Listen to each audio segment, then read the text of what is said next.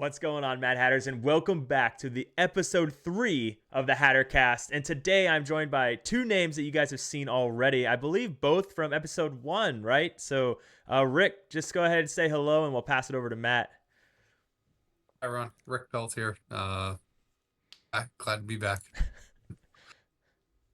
What's up, everybody? Matt Mizzleshiz. Glad to be here. Glad to be back. Stoked to talk more Lorcana. All right. So, again, just as a I reminder for realize everyone. I've never given my ID. You said Mizzleshiz, and everyone knows yours. So I'm Kapaki Baki or Kappa. That's what I go by whenever I'm in these tournaments in Ravensburger Play Hub. Probably should have said that a long time ago. I've never heard the whole thing said before. Kappa Baki? Kapaki Baki. Is that like a college thing, or? When I was in college, I started playing Final Fantasy XI, and one of the races in Final Fantasy XI is a Taru, and the naming conventions are usually like two things that rhyme with one another, just like Taru or Paki Baki. I literally mashed keys on the keyboard, found a sound that I liked, which was Paki, created Baki, and then put the KA in front of it. And it's literally been my avatar ID for any gaming, anything for 25 years now. Hey there. I mean, that's how it starts, right? Like, I mean, there we go. So, okay. Well, sweet. Well, now we know the history of Rick's avatar name. So, any history for you, Mizzle Shiz? Yeah, actually, I was going to say I have a similar story. I remember in college, Halo had just hit the scene, and we were my fraternity brothers all LAN partying up, and I was really big into Star Wars at the time, so I liked Darth Maul, and I was like, Darth Mizzal was my gamer tag for a little bit, and I was like, that's kind of cheesy, but I like the Miz, and I was like, Mizzle Shiz. Yeah, and that was like 2001, and it's been Mizzle Shiz in every game ever since. If it's a proper name, like a baseball star, it's like Ms. LaShiz. So, yeah, it's great.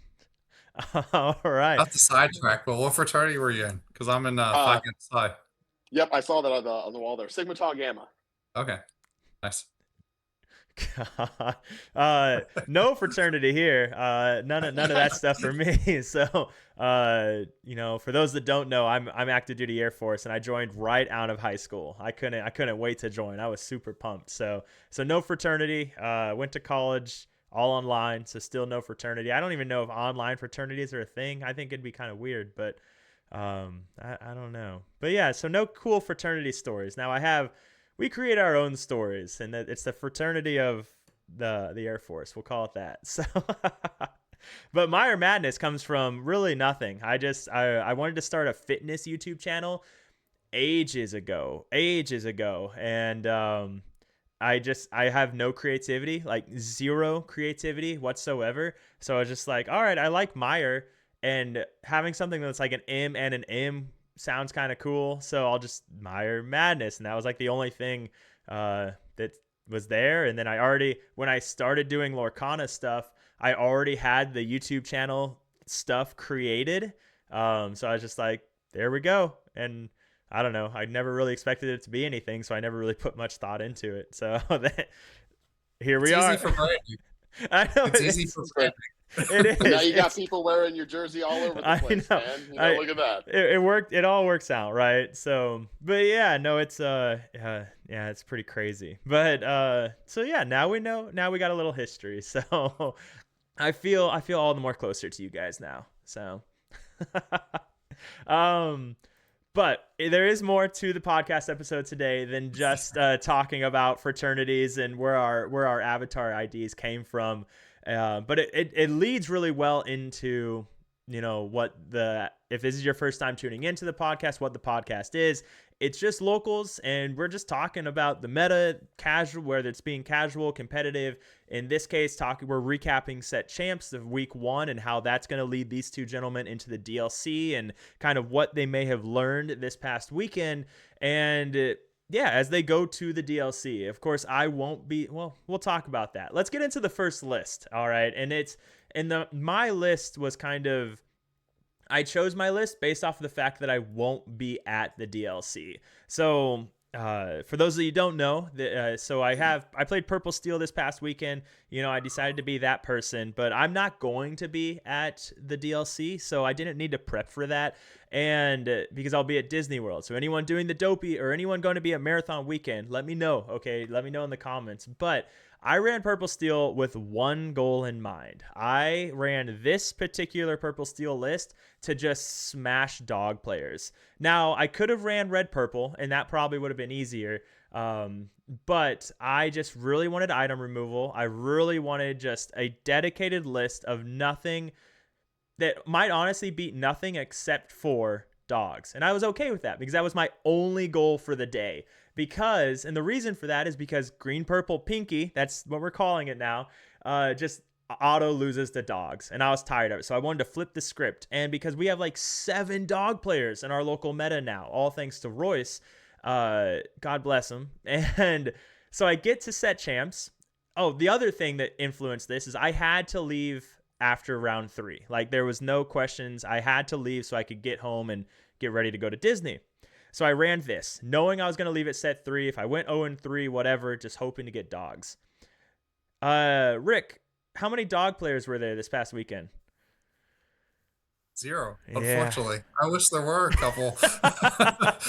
I'm on red purple, so I want to see dogs all day. But yep. So there was not a single dog player at Safari Zone Collectibles on Saturday, and I just about cried because it was. I'm still pretty happy that I ran Purple Steel, Amethyst Steel, because if I would have ran Pinky, I probably would have stayed the whole day and Molly would have been mad at me. But it was a dream come true for Green Purple. Like it was a dream come true. There was a whole bunch of red blue, a whole bunch of green blue, some red purple, and then a couple Purple Steel, and it was just like it's the kind of day that a green purple player would be like frothing at the mouth for. And I played Purple Steel. So I learned something very important. Okay.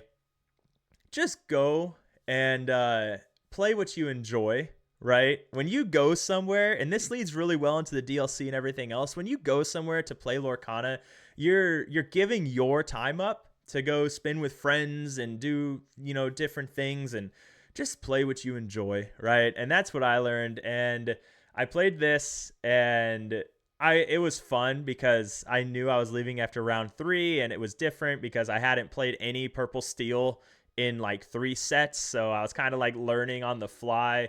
And yeah, but this is what I ran. Do not run this going into your set champs unless you think there's going to be a ton of dog players. Do not run this because it falters a lot into your control matchups, and those binjas are incredibly bad into red purple. They're also incredibly bad into the mirror. So yeah, just don't do it.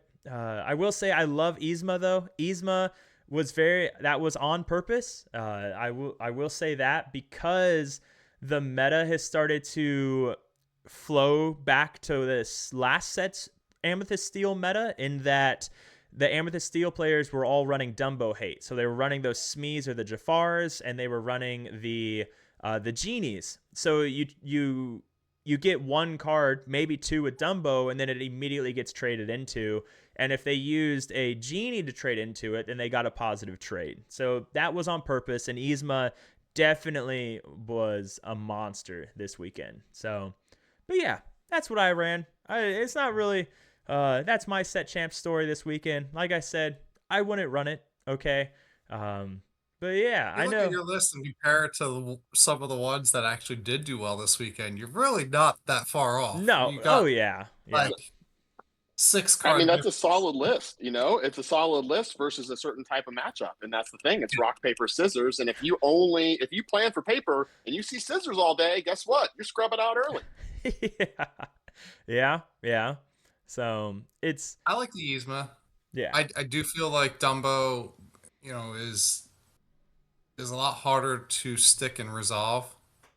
Like even the thing about Yzma too is you get the chance to manipulate it to play yourself out of hands and then get 3 out of it for 1 instead of, maybe you got 3 other invasives on the board and you pay to turn Elsa, Genie, and another genie sideways, but those are lore that you could have gotten. Those are challenges that you could have done. It's a trade-off. Yeah. I mean, depending on how much you want to push being able to lure and the card draw, like you could argue just make 2 of those into 2 more Hades, because it's almost always going to be a draw 2. And then you could always put in Dolores, which isn't terrible. It gets you another draw and quest for 2. So it's an option. Like if you don't have the Dumbos, or you don't want to play the Dumbo lines, those are options, at least. And then the Benja, I put 2 Benjas in my purple steel now. So you only have 2 more, which is not the worst thing. No, it's not the worst, but I go back to I may have mentioned it before on another episode, but something I saw very early on when I started playing Lorcana, when people were talking about the number of cards you run in your deck as far as like number of a specific card. And they talked about if you run 4, you want to see it every single game. If you run 3, you're probably going to see it every single game. If you run 2, you're just like, I hope I don't see this some games kind of. And then of course it just continues down. And for me, because I was targeting dogs, I wanted to see Benja every single game just in case it was a dog player. So that was kind of the purpose. But that's also the nice thing about Purple Steel. Rick, you talked about how it's very similar to a lot of lists, and that's just it. I think Purple Steel, the core 55, honestly, the core 56, if you're not trolling like I am with Benjas, are there already. And then you kind of just put in what you want kind of thing. But I say that, and one of the lists that aren't on here because I didn't have the list is Brian, who won first at EG Collectibles. I don't know if you guys watched the live stream, but he was running Fazoo. And Fazoo is something that, wow, I haven't seen anyone run Fazoo competitively. I don't think ever. So, but from what I saw, there were quite a few dog players at EG, and there's a lot of regular dog players at EG. So Fazoo is going to be a monster when you're facing dogs all the time. So kind of teched for dogs with instead of going the full Benja route. And I don't know if he was on Benjas either, but yeah, this was my aim with this steel troll route, to just beat up dog players because dirty dogs. But yeah. So my biggest thing is that you dropped at 2-1. Yeah. You could have matched into the next round and potentially matched it to me, and then just gave me the win.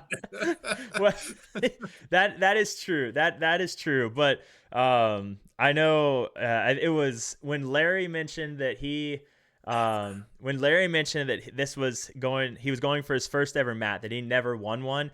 I had already, when he told me that, I'd already put 2-0 in there for him. So like I was never going to go any further. But you're right. I could have stayed in just to give it another 2-0. But you're right. I could have done that. Well, you made top 8 anyways, didn't you? In, top 8 of the first.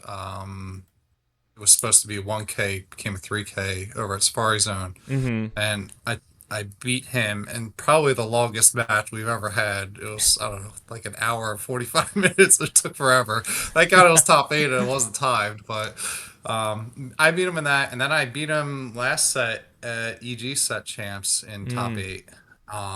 But like, he's a great guy. Yeah. And part of me was like, I played him and got my butt kicked this time. I had no chance. I really did. I had no chance. But I was just like secretly rooting for him. I feel bad because like I know who he was going to go against too, and I'm rooting for him as well. But it like deep down, I'm like, well, Larry's not made it like that very often. Yeah. It would be kind of like if I was in the finals. Like I play maybe 1-2 set champs. Rotation. Yeah. So when I get to the finals, I'm really hoping I win.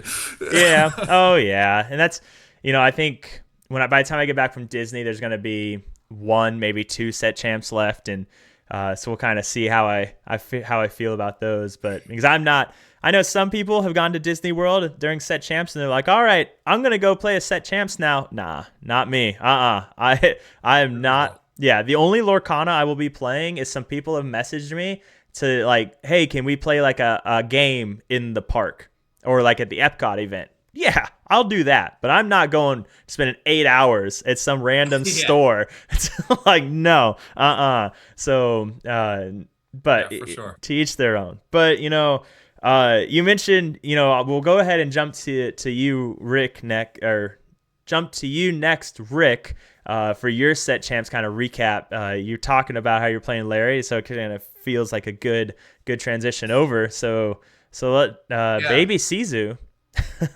So, I went into the set champs with two goals. I wanted to test certain lines. I wanted to test certain cards. Likely playing, uh, red purple for DLC. So I wanted to see how certain things felt. And I was also very much teching into dogs and the purple steel slash mirror match. Mm-hmm. Like I put in stuff that was going to potentially help me in all of those situations, and sure enough, there were no dogs. There was a handful of red purple to match me, but like there was a lot of blue green. We have a Mm-hmm. lot of blue green Yeah. in our local meta, and they were all out in varieties. I played five red blue, or sorry, blue green. And I know a little Freudian slip there. I played a red blue player as well. Same guy twice. I lost him in Swiss, but then I beat him in top eight. But like he had a spicy deck that Mm-hmm. hard countered my deck as well because I literally couldn't target anything in his deck. Mm-hmm. Like none of the strength based stuff was working. So that was a really tricky one to navigate. But I mean, all the blue green, so much blue green. Yeah. We had traditional blue green, Paul's list. We had a blue green that was all the warded stuff. That was Vince's list. Mm-hmm. Blue green. I played an 8-year-old who took down Daji in round one. that became quite the thing. Najee bounced back. He made it to the finals, so he's all good. But he was on a Hero Hamada blue Mm-hmm. green build. Took down Najee in the very first round, and then I played Larry. I thankfully I also matched into Larry in round five, but we just took the ID, so I didn't have to play him then. But Mm-hmm. the top four we played each other, and it was just no match. I couldn't do enough really to get anything established, and he hit every line in both matches. There was like he first game, it was so dominant. He was like, "Yeah, I don't know how you're gonna win this, but." I was like, "Yeah, I don't either. We'll play it out. We'll see what happens." And it wasn't close. But as far as my list goes, I tested the smaller Sisu because I wanted to have an option that reduced the number count on the board for either dogs or into my purple steel or red purple matchup, right? So like Mm-hmm. if they open with really any dog's character, or if they open in red purple or purple steel with like a Diablo or Palace Guard, you can knock that out. And I have found in my playing against like the mirror style tempos that it's a numbers game, right? Like Yeah. whatever you can do to get the numbers advantage, and especially against purple steel because the more numbers they have, the better their strength or raging fire is. So you Mm-hmm. want to just get rid of the numbers as much as possible. So I put that in there. I'm a big fan of the big tank shift line. That also does some really interesting things, especially against dogs, being able to exert something and then also just take it out. Like a daisy is a great target with that big tank because you play your small one and they think they're safe and they're questing, and then you can shift that big tank, and with the one character you can exert something else, take out the daisy, and your 2-drop can take out the other thing, and it's like game over right Mm-hmm. there, right? So the big tanks I'm a big fan of. I tried the elephant. Purple Steel likes to run elephant. I figured, well, let's see how it works in red purple. It just doesn't feel right. It's slow. Ends up being ink most of the time. Just never really feels like a good time to play it.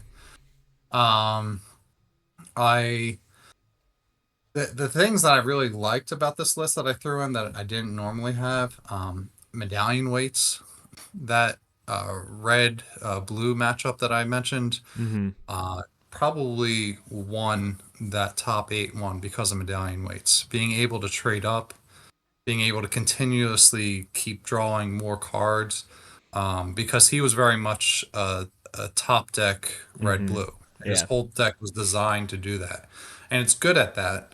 But you're still only getting maybe 1, 2 cards at a given time. So if I could maintain card advantage, that was a huge deal in that matchup.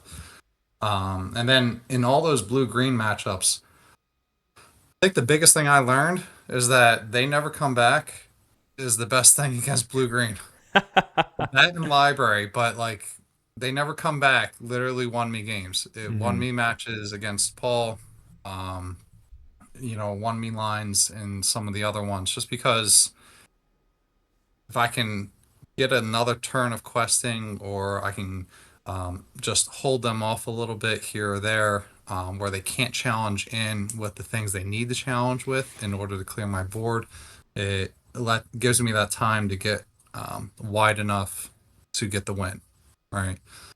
So I really like that.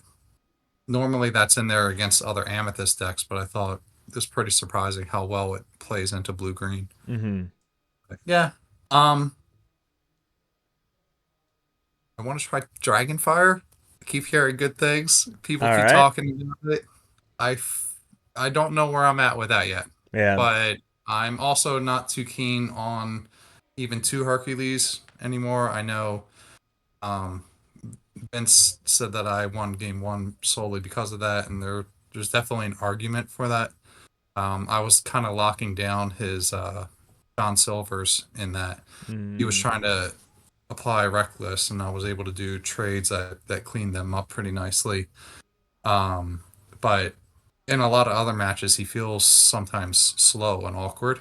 Yeah. And when I'm thinking about the Prince Philip line in particular, the biggest thing that I struggle with is how to get rid of him once he comes down. Because most of those decks, once they play the Prince Philip, even if you try to follow up with, say, an Iago or the big Ursula and try to head in with those, they're usually bouncing it or removing that before you even get an opportunity. So then he gets 3 here, and he gets 3 here.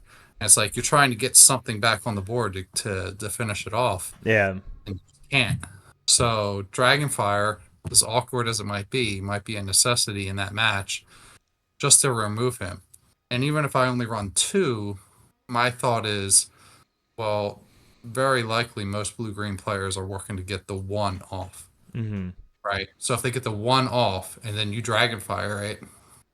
What are they doing the rest of the game, right? If they hadn't planned on having to have a second one or some other contingency, they were hoping that it's going to wipe and now I have this big threat, I'm good to go. So we'll see. I got to do a lot of testing. This is not the list I'll be running at DLC. I'm going to make a lot of changes. Iago's got to go back in. I do feel that even with all the Iago hate, very, very much felt missing, Mm-hmm. not having him this week. Um, Hades might be going. That's another one I'm not too thrilled on anymore just because I feel like we have other options we need. So, yeah, there's a lot of interesting changes going to be Yeah. coming. Yeah, it's, I'll start with Hades. It's one of those interesting ones because it's when you talk about green blue being one of the tougher matchups, Hades is useless in that matchup. I mean, because for the most part, in my opinion, because again, playing green purple pinky where I rely a lot on Clarabelle, if you Hades, I'm letting you draw 2 every day of the week. Pretty much almost always, because I'm just going to essentially draw 2 as well. And unless you're just able to empty out your whole hand. So Hades is an interesting one when you're trying to figure out how do I possibly make the green blue matchup better. And then Dragonfire is an interesting one too. It feels so bad to run uninkables that are I don't know, especially in a tempo deck. And I'm not a tempo expert by any stretch of the imagination, but you're using an entire turn to just kind of blow up a character. And yes, it feels good because it's the only good way to blow up a Prince Philip. But at the same time, that's like against everything else. Now you're stuck with a 5-cost uninkable that you don't have a Mulan to get rid of, or a Scrooge McDuck or anything like that to just filter down to your hand. So it's an interesting one for sure. Yeah, I got to run some games with it and see. But my thought on the Dragonfire, and there might be some other members in the Discord that feel this way because there's a couple proponents of Dragonfire in our Discord. Mm-hmm. My thought on it is most of the time when they do that Prince Philip, it's either just that one character and maybe a second character, or it's by itself. And if I have to take a turn off to get rid of that massive threat that's literally holding down everything else from progressing and getting them to the win, maybe that's worth it, because then on the following turn I can start going wide again and I can start flooding the board again, right? And I'll outpace them because most of the time their stuff is bigger and they can't go as wide, right? But I think it works because he comes down a lot of times when they don't have a lot of lore. Yeah. And you have a lot of lore. So you can take that time to Dragonfire him and get rid of him and then recover from there. We'll see. We'll see if it works. Yeah. That's what I'm thinking in my head, but we'll see if it actually works when I do some more testing. Other people are talking about B King Undisputed. It's just risky. Yeah. Yeah. I can think of a couple lines where it would work. You get a 4 drop down, and then you also say a secondary character that they put on the board, thinking that, well, that'll protect from something like B King or sweeping strikes. So then you Elsa that, you kill that, and then you do the B King with by singing, right, with your 4 drop. So there's a possibility there where that's a manageable thing to do on a regular basis. But even then, you have to be on the play essentially to be able to pull that off, because if you're on the draw, you're still going to be behind by the time they get to 6 ink and can do the board wipe. Yeah. No, I agree. It's an interesting one, and you at the same time you also already have some green blue hate with the Tinkerbell shift, and if you keep the baby Sizu, both of those, like a lot of your more, we'll call them amateur level green blue players, if they don't get their Clarabelle shift down, they just don't know what to do anymore. Like they're just, you ruin that Clarabelle shift and they're just like, and they like, you can see them like malfunction, like they have to like do like a factory reset to try and figure out what do I do now. But you're also right about the Prince Philip. A lot of the times these green blue against red purple empties their hand out so well that they don't get a lot of Clarabelle value anyways if they don't get a you're welcome. So they're stuck with using their visions. They're down to 1 or 2 cards finding the Prince Philip combo. So they expend everything to try and clear your board with that Prince Philip. So, maybe it is the thing. I don't know. Yeah. There's a lot of interesting things about the matchup that, for me, not being able to grind all the time and play, I need to explore, or I need other people to explore. I just trust that what they're saying is correct. Yeah. For someone going into the DLC, I probably put in the least amount of practice out of anyone. But I take it a lot, so that's my practice. Yeah. Quote unquote.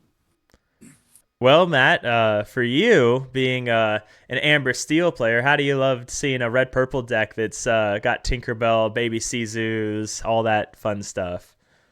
I mean, I don't love it, to be honest, because it's all my kryptonite. But I also will say that that's the world I'm in. And if we look at the 2 lists I brought to this table to give you a little perspective on my set champs experience this weekend, I wanted to use it as a real Richmond prep. And when I say Richmond prep, I also wanted to kind of simulate the idea of just 3 straight days of Lorcana all day and living in that world. So I went down to League Friday night at Safari Zone and brought this Kiwi build that had honestly just been put on my radar that day.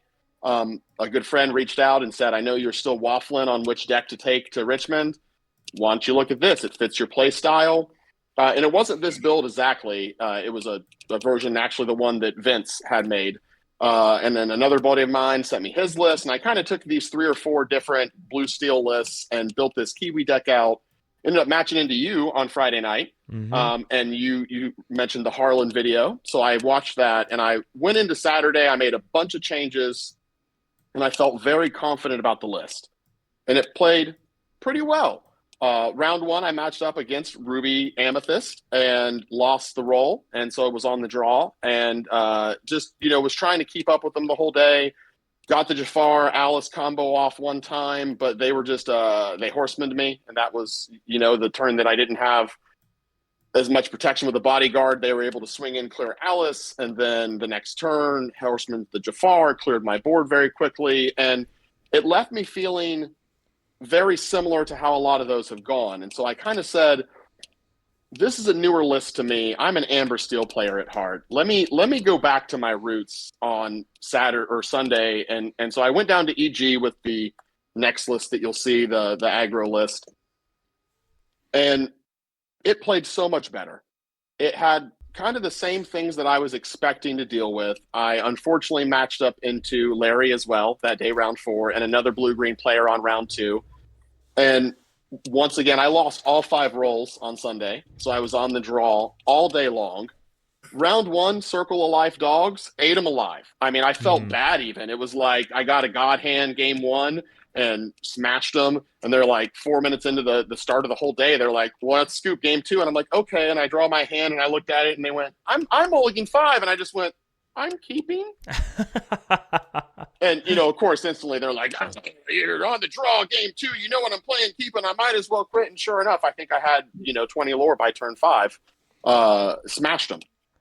And then it was the opposite story. I had blue-green, and I almost got there. Game 1, I was at 17 lore when the Phillip combo came down.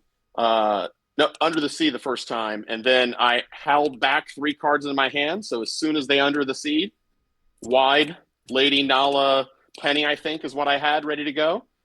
And then he spooky-sided. And it was very difficult to recover from. I ended up losing that one. Ruby Amethyst round 3, blue-green round 4, and just all those games I lost, but they weren't necessarily completely out of reach. They didn't feel like I couldn't do anything. Yeah, I didn't hit a Mowgli or a Pete against Larry any of the games. Yeah. That right there was it. It is very dependent on some of those matchups of that, if you're playing blue-green, you need to have either a Mowgli or a Pete, and you've got to kind of time it right.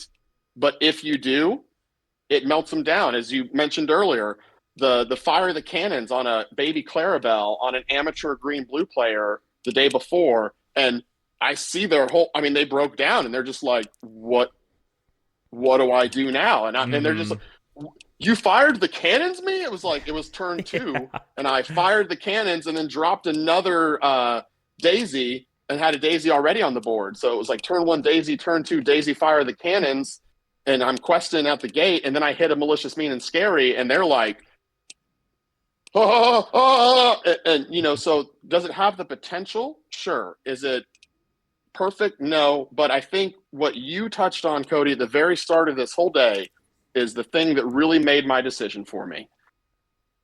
I'm spending my time, I'm spending my resources to go do something I love. I could have someone send me a meta deck list. I could spend 3 hours watching videos from the creator of that deck list and every expert on that deck list on how to play it into every matchup. And I'm not going to have fun. Maybe I go 6-0-2 and go to day 2 and make the time.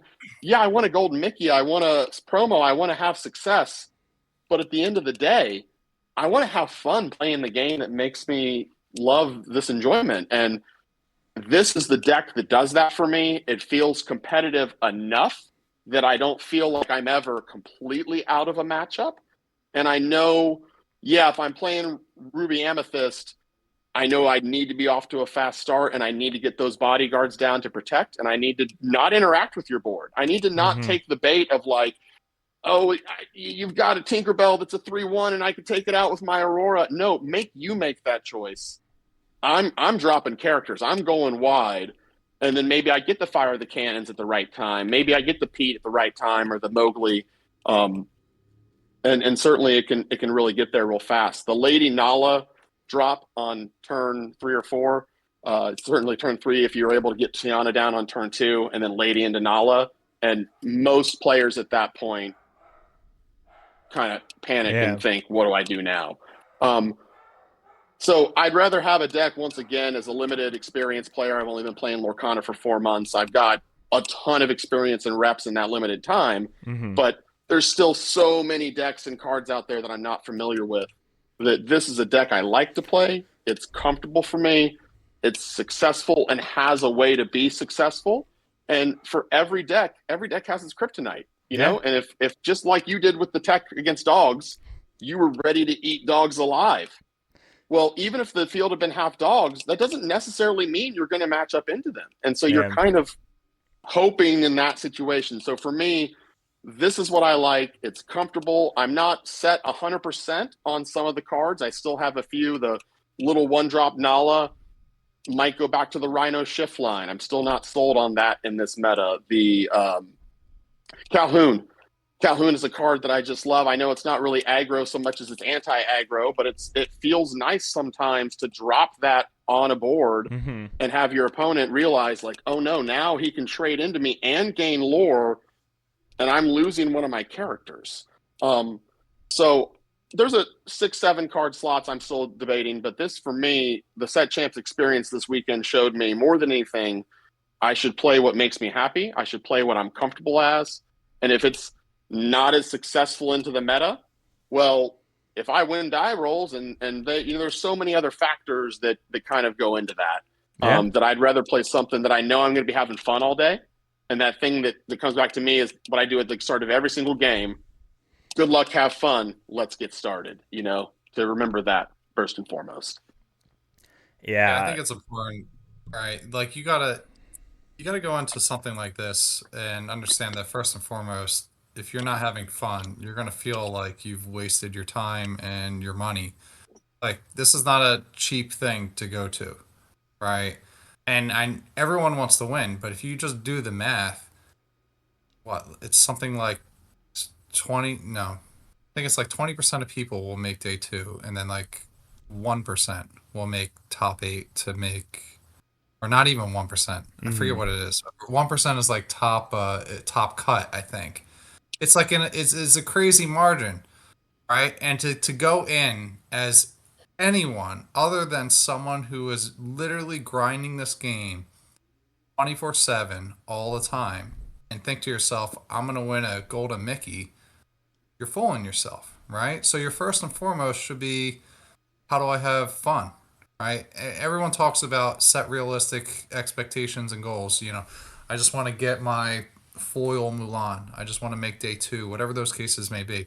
And those are great. Those are great goals to have. Like me personally, my stretch goal is hopefully day 2, but my main goal is the foil Mulan.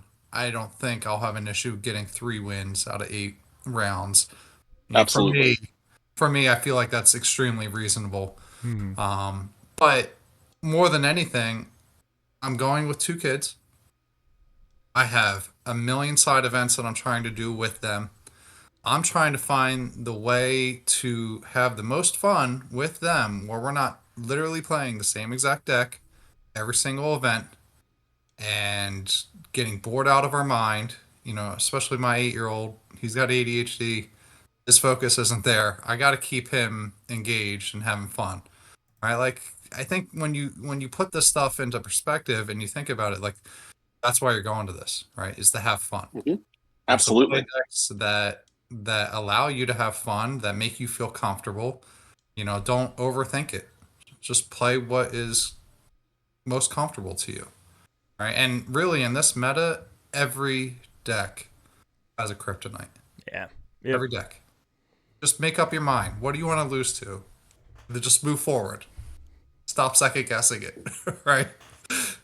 Yeah. I mean, I couldn't agree. It goes, yeah, like you said, it goes back to what I said in the beginning. Just play what you enjoy, right? Instead of playing this deck to beat up on dog players that don't show up. And, in Amber Steel aggro, like, it's still in a good place. I got a lot of messages this past weekend of people who won with Amber Steel aggro, and some of them sent me lists, some of them did not because they want to keep the spice for Richmond. But someone just shared in the Discord that he won. I think he said he won twice this weekend, or he just won. Yeah, so I mean, with Amber Steel aggro as well. It's a deck that is very much not dead. I like that you're running the Plutos in there. I mentioned it before. I'm a huge fan of Pluto and Aurora because you're able to just, if you get one of those 3 drops, you're able to alter 6 to get one of the ramp cards, and it feels great. So I love that. Yeah, I'll be honest with you. That was something I put back in after the first HatterCast, and you mentioned it, and that was one of the slots that I was like, and it felt to me like because I don't know, it's uninkable, and how's that going to feel? But I threw it in and started testing it, and that's exactly what I realized. Man, I never even put 2 and 2 together.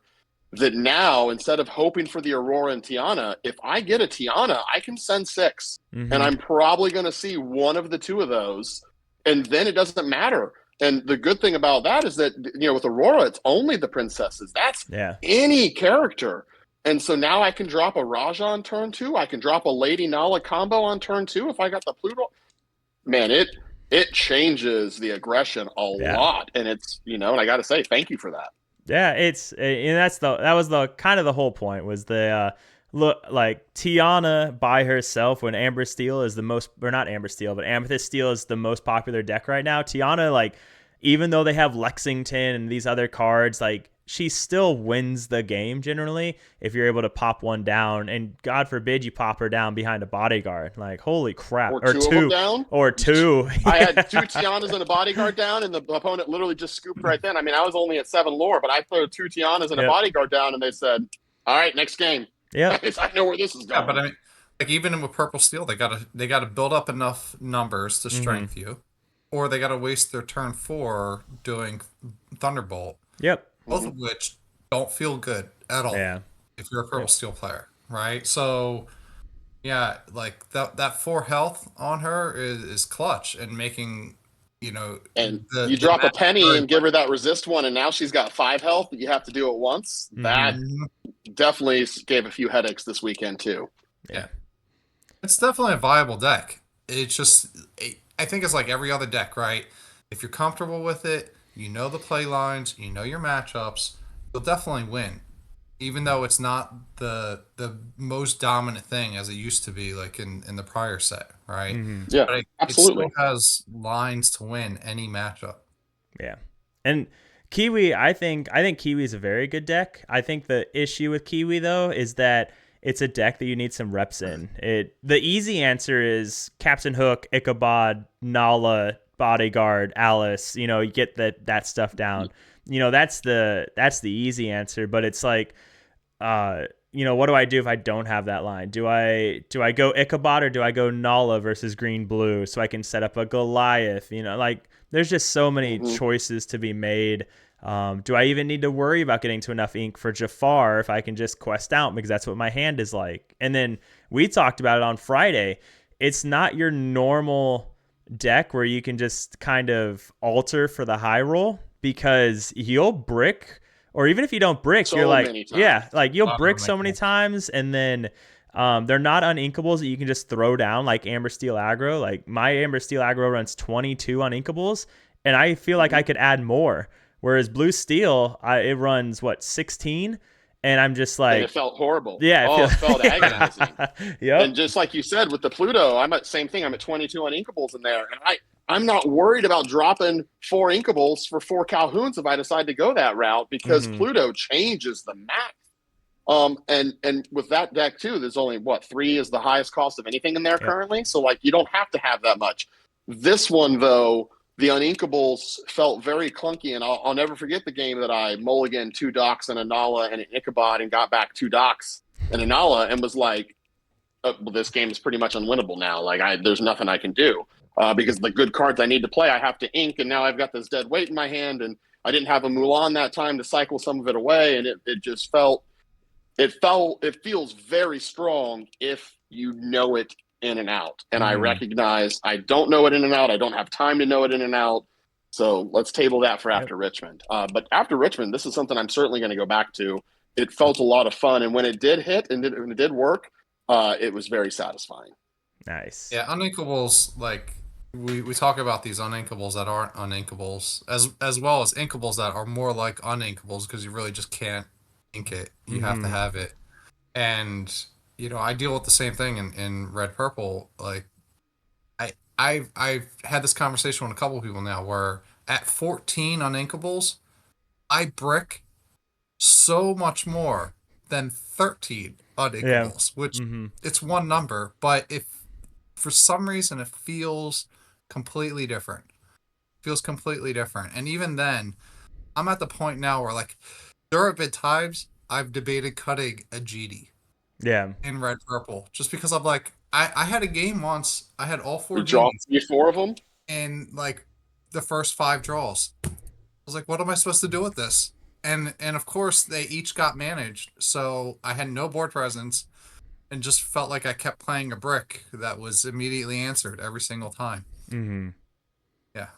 Uninkables, you gotta be careful. Yeah. And this Kiwi list definitely has a lot of them. I played Kiwi back when it first got popular, and it had a lot of the same issues with uninkables. Because like the Alice kind of bricks you if you don't.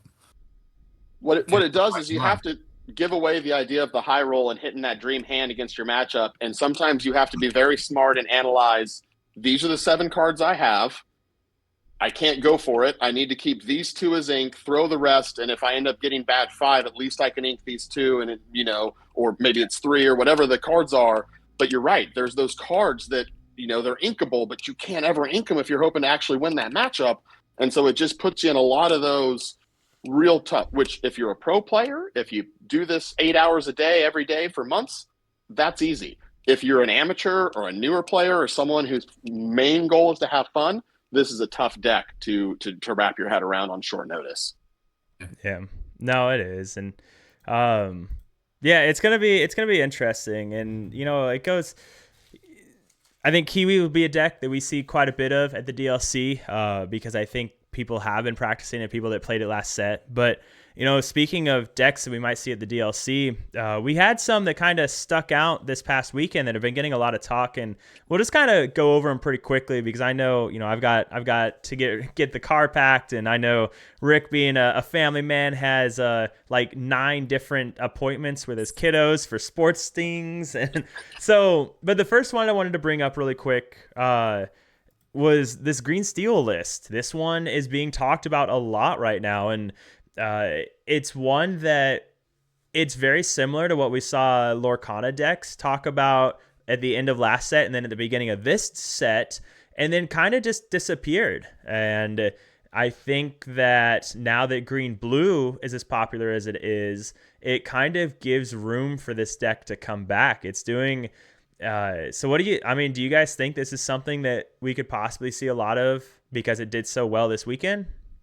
I think you're going to see a lot of this, especially as blue-green continues to dominate. The Bobby and Mulan ability to cycle your hand to get exactly what you need against the matchup, the Flynn, some of the other cards that are low to the ground, the Ursula pop. This is a deck I really like because it gives you a lot of speed and flexibility to be flexible in a game situation, which to me is the best ability to have, is to have to navigate that when you don't have the perfect hand, and how do you get that good hand? And I like this a lot for that. Yeah, I don't know if we'll see it a lot at the DLC because it's relatively fresh and people still need to get reps, and there's going to be a lot of people who aren't just comfortable playing a new deck at a DLC. But side events, probably set champs, definitely. I like this deck because of the Doc Emerald Chronicon combo. Like, that is just pure gas, right? Being able to just constantly go, and then you don't care about turning your character sideways and losing it because it's like, okay, well, I'll get my Doc back and play it again and then flood the board again. And it's, that's where the aggro comes from. Because if you actually look at these cards, there's only a few that quest for 2. Right? It's not an aggro deck like that. It's an aggro deck in that it can go wide quick. And then once it's and recover. wide, right? Once it's wide and once it's established, essentially, it just can keep doing it, Yep. right? And as hard as you want to try to stop it, it's just going to keep going. So I like it. It Yep. reminds me, even though it's not discard, it reminds me of Green Steel discard from the past because it's a lot of low characters, Yeah. and then it essentially it caps with Goliath, which is your beast Yeah. alternate. Like it feels as a former Emerald Steel discard player, I look at this list and I get comfort feels from Yeah. it. Okay. Right. So I get it. Yeah, I don't know if I'll play it. it definitely, it's definitely a deck that has a lot of answers for everything. Lexington trades well, but also the thing that's really scary about Lexington is as a green blue player, you can never turn sideways once they play Lexington because now they're threatening 4 lore for the rest of the game with Go-Go. So there's cards like that, or if they lay down a Goliath, that's a little bit better because now if Goliath can't just trade or it deletes everything green blue plays, but you have improvise, and improvise turns Lexington into a 5 lore against Clarabelle, and so it just has a lot of answers. Meanwhile, it still has strength and Calhoun for dogs, and so Webby shift can be a tricky one. Dogs might get greedy, I think, and quest their 1-drop lady. Next thing you know, they shift a Webby, or they play a 1-cost Webby on top of a Bobby, and then they take out that 1-cost lady, at least the 1/2 one. But so yeah, I think it has some gas. I think the side events, we'll see a lot of it. I definitely think set champs, it's going to be a popular one. The next one I wanted to talk about real quick that has been talked about since it did really. I think it was. There was an event that it just green purple did really well. This tempo variant. It was when Mo showed up with green purple, I think. But it hasn't really done a lot in a lot of different events. But one thing it targets really well is, again, green blue. That's gotten really, really popular. I guess Webby's a pretty good card into blue decks, but I don't know, another deck that. Well, Rick, you had to play against it in the Mad Hatters tournament, so something to be scared of. Zane's list was a little bit different and had Yeah. the Prince Philip combo in it. And I'll be honest with you, I like his version better than this. I like the fact that, like, with his version, he had some early questers. He had decent board control in the middle with things like Louis and Cheshire Cat and stuff like that. The Amethyst package or the evasive package with Amethyst, he had a bit of that going on. But then, like, he had the Philip high end. So it's like if he ever wasn't in control of the board, he could get himself in control of the board. Yeah. And I thought that was the thing about this deck when he did it that I liked the most. Because there's other versions of green purple, right? There's Burn, there's Brainiac, but they are on the extremes, right? Yeah. Burn is all the way over here, Brainiac's all the way over here. This is trying to be in the middle, and I like his version that's maybe skewed a little bit more to the control side than this one, which seems to be a little bit more mid. Yeah. Straight mid. Mm-hmm. Right. But I think it's a good deck into the meta in that you have the things like the Ursula for disruption, the Emerald Chromicon for recursion or bounce control on their side. But then you also have the Amethyst stuff, especially the Demonas being able to take out their board. What's deceiving about this deck is that a lot of these characters can hit, right? Like, it doesn't look like it, but they can. Mm-hmm. When you boost that Flynn, he's hitting.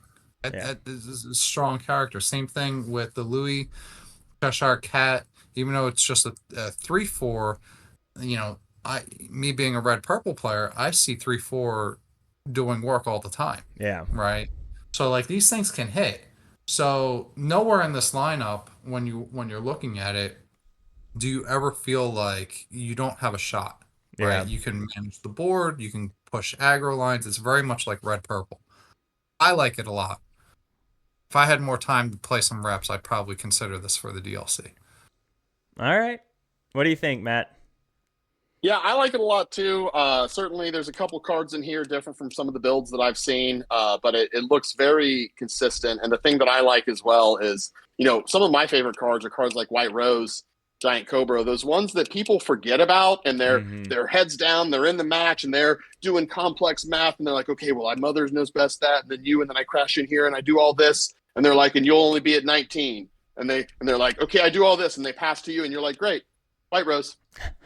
And you just watch them kind of melt. Yeah. Obviously it's only one card, but I also, what Rick says, the Cheshire Cat, I think, is one of the most powerful cards we've seen in a while, because the 3/4 does work. It keeps them alive against the Raven or other 3/3s. And then if you have the ink, you can go ahead and move 2 of that damage off immediately onto something else. So I've seen situations where someone's not thinking about it. Cheshire crashes into them and then either finishes off a bigger body that they normally would have protection, because you can kind of hit it for 5, or can crash into one thing, kill it, and then heal itself and kill something else. And you kind of get that 2 for 1 without even having the for 1, other than if you want to say you had to boost a card, which in some situations here, I mean, what do you get? Cheshire boosted 3 or 4, and then your mother's no best and back to your own hand, right? Yeah, or that. And you got the Chromicon to bounce too. Yeah, so you still got that possibility here. I think this is a deck that people might have discounted at first because you see it and you think, what's that going to do? But it's got a lot of heavy hitters. And I got to be honest, Curse Merfolk, I think, is one of the best cards in the game, because it puts your opponent in that position of right off the gate, how much lore pressure am I letting them put on me? Because I mulligan for these cards, and I want all of these cards. So do I give you 6 lore before I hope that it makes them have to make decisions early. And I think the earlier you can make your opponent makes decisions, the earlier you can have the chance that they're going to make the wrong decision that opens the door for you to make a big play. Yeah, I don't know. It's going to be interesting. And that's, again, wrong screen. I think this DLC is going to be interesting. I think day 2 is going to be wild on what we're going to see make day 2, because there's so many other decks we didn't talk about. We'll kind of close it out here, but we've got we can do the quick one. The yellow purple one, the Rare Hunters list that's all around, whether it's OTK or not. That's a great deck. Let me pull it up real quick. It's a great deck, and it'll be a day 2. Yeah. It'll absolutely be a day 2. We don't even need to discuss it. It's just a good deck. I agree. I think it's gonna be there. I think, whether it's this version or whether it's the OTK version, like, I think both are great. I think the OTK version, you just have to dodge blue, and there's gonna be a lot of blue, and that makes me a little nervous for it. Much blue. Like, But yeah, they're both great decks. And you got the tempo version, you've got the OTK version, you've got the other decks we didn't talk about. Green Purple Burn is going to be running rampant as well. Like, day 2 is going to be wild. And it just goes back to what we said at the start. Rock, paper, scissors. I mean, yeah, you got to get a little lucky this DLC for sure, because unless you're running Amethyst Steel, like, you're not fair into everything. So and even if you are, anyone who plays games seriously, I played poker for a long time, and it doesn't matter how good you are, how many math combinations you know, or what kind of things you can do. In a field of this many people, you have to get lucky. Yeah. You're going to have to get that top deck card that is the 1 in 100 chance, or your opponent's going to have to get that one brick that, they have 20 cards that solve for them, and instead they get the one brick that doesn't. You can't hope to win a tournament of this size without getting a little bit of lady luck on your side. And so the best thing to do is set yourself up for success by playing what's comfortable and what makes you personally not get worn down in the 3-day slog, Yeah. Well, sweet gentlemen. I know we've got to go. We've got to adult, because that's life now. But any closing remarks, Rick? Excited to be at the DLC. This will be my first one. If you see me or my kids, or anyone with this, come up and say hi. Very much like to meet you all. And we may, if one of us has a chance to go pick them up, may have some stickers. That's right. Yes. Stickers. So yeah, come see us. All right. All to you, Matt. Yeah, same thing. I'm super excited for the DLC. Super glad to be part of this team. Please come up, say hello, say hi if you see me there. I'd love to chat with anyone and everyone. I'm just so stoked to be part of this community. and get a chance to really dive in this weekend and really just focus on this and celebrate this wonderful game that we're all a part of. So yeah, it should be fun. Swing by, we'll have some stickers for you, and yeah, thanks for tuning in. Sweet. Hey, ladies and gentlemen, thanks for tuning in. You heard it. It's all on you, Rick. Make sure don't forget the stickers. So Yeah. it was but yeah, no, it's gonna be great. I'm really jealous of you guys. I'm not too jealous. If I had to choose between Disney World and a DLC, I'd choose Disney World. But if I could go, I really wish I could be with you all there and seeing everybody. But yeah, I can't wait. The next podcast is definitely going to be a DLC recap and talk about all that. But until next time, all I've got to say is stay happy and healthy. That's what it's all about. So until next time, everybody, have a good night.